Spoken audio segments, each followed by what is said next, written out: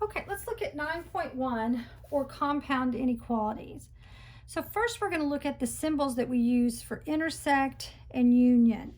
We'll do union first. The one that looks like a U stands for union, and it means you combine everything from both sets. Think of marriage as a union. So when two people get married, she brings all of her belongings, he brings all of his belongings, and they join them together. So you bring everything from both sets, or from both households. And the upside down one stands for intersect, and that's what they have in common. So you only have what they both have. So union is everything, and intersect is just what they have in common.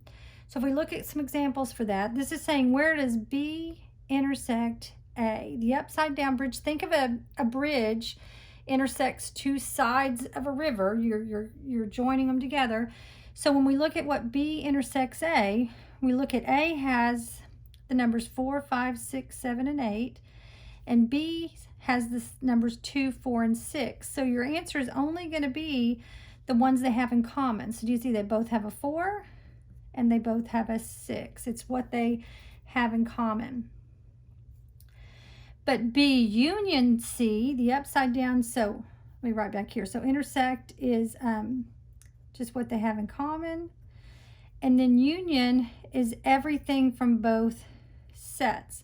So when we look at the answer of this one, B has the numbers 2, 4, and 6. C has the numbers 1 and 2. So we need all of those numbers. We need a 1, a 2. We don't have to write it twice because we can just represent it once, a 4, and a 6. And that's our answer for B union C. This last one's asking, where does set C, that has 1 and 2 in it, intersect with the empty set? That 0 with a line through it also means empty set. We use it to mean no solution, which means nothing's there, or to mean the empty set. So it's saying, what does 1 and 2 have in common with the empty set, or nothing? And your answer is always the empty set with that, because you can't have anything in common with the empty set. But if I flip that up the other way, if I said, where does C union the empty set, then your answer would be 1 and 2, because we need a 1 and a 2 and then nothing from that empty set.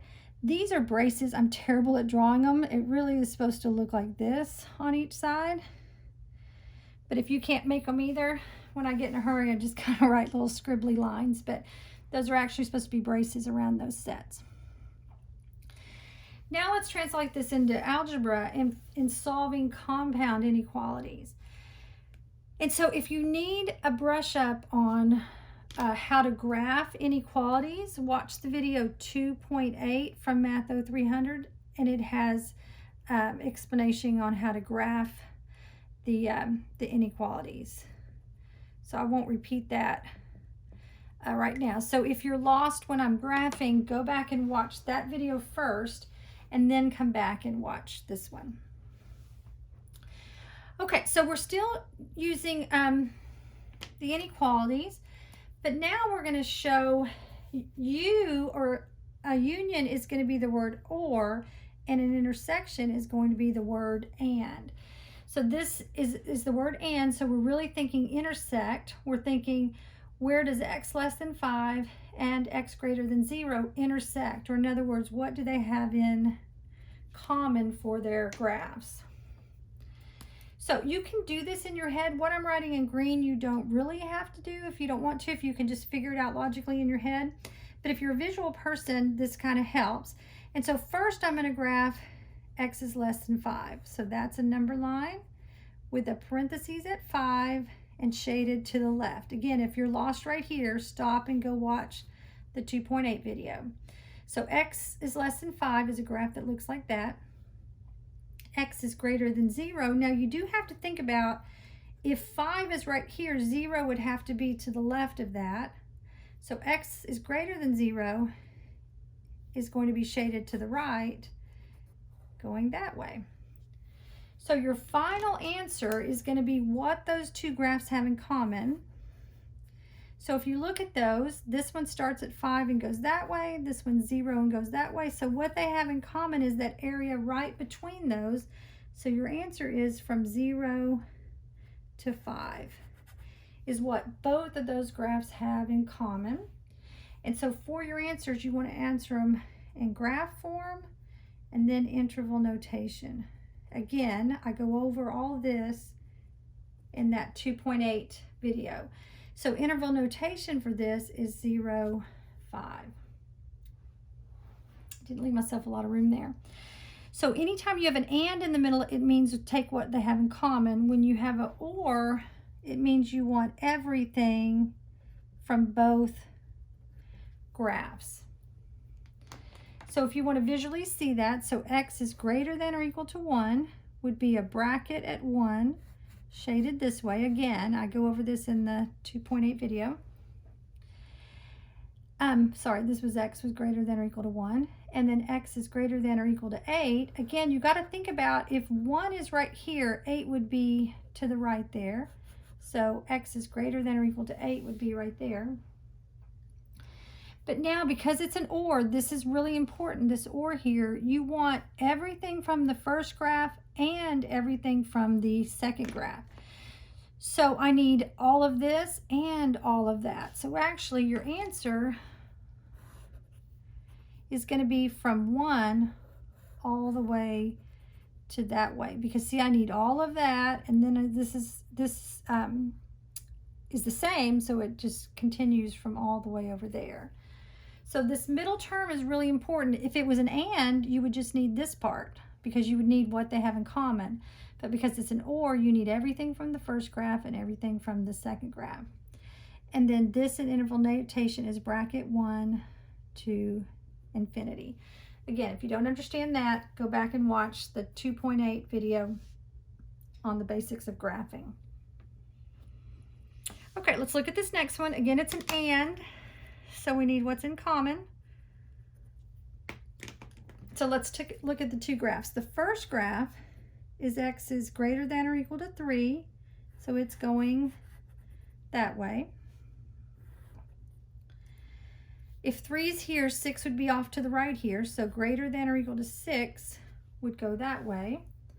Again, we're looking at the word here. We need the and, or what they have in common. And so what they have in common is this area right here.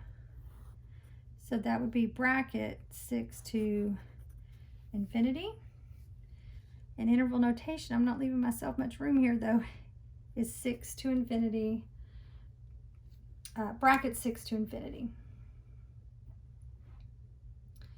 Okay, this next one though, this one's an or, so this means we need everything from both graphs. So if we look at the first graph, it's going to be less than or equal to -2.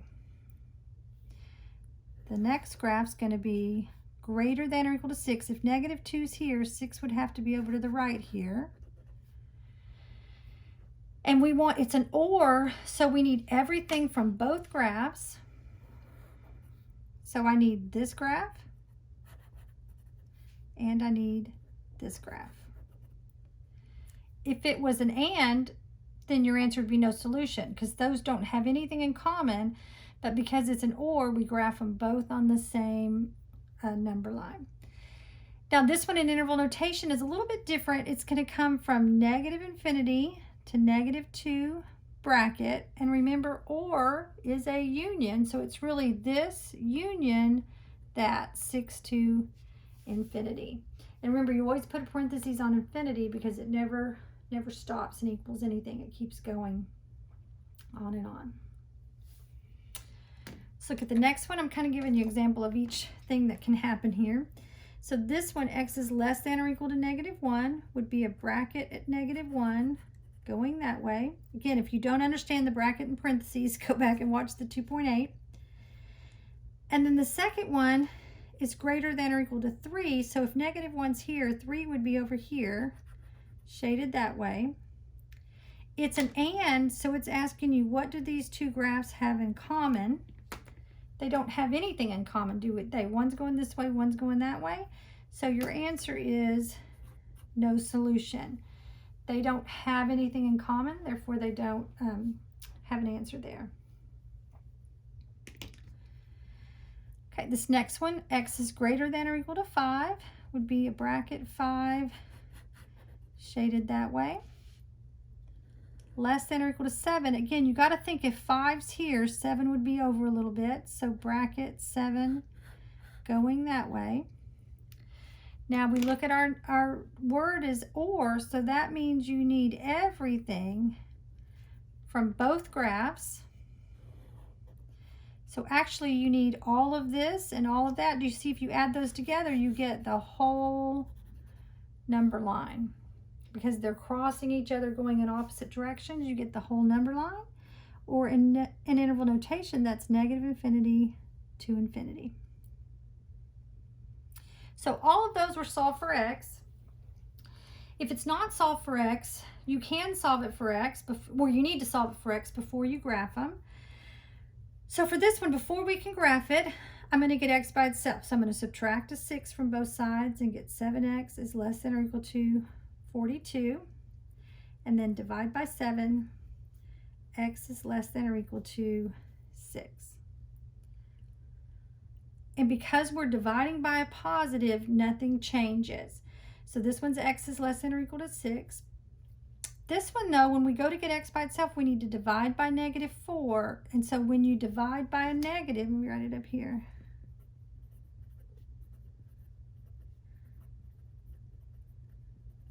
You flip the symbol. Again, all of that is in the 2.8 graphing, but because we're dividing by negative, we get an x is less than or equal to 7. Because you divided by negative, you flip that symbol going the other direction.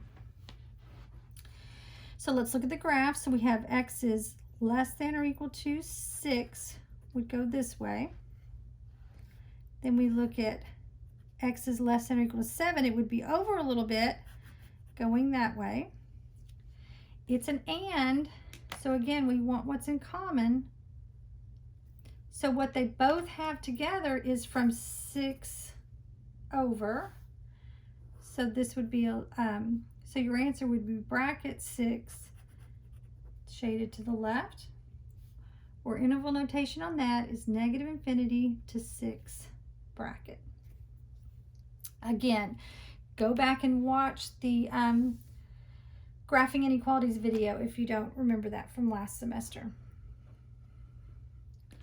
Okay, the last one, we need to solve for x. So I'm going to subtract a 1 here and get x is greater than 2.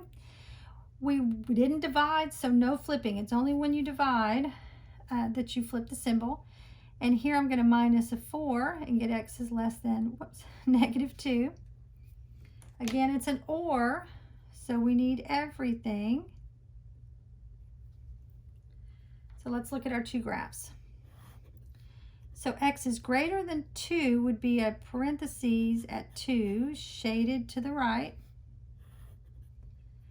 X is less than negative 2 would be a parentheses at negative 2 shaded to the left.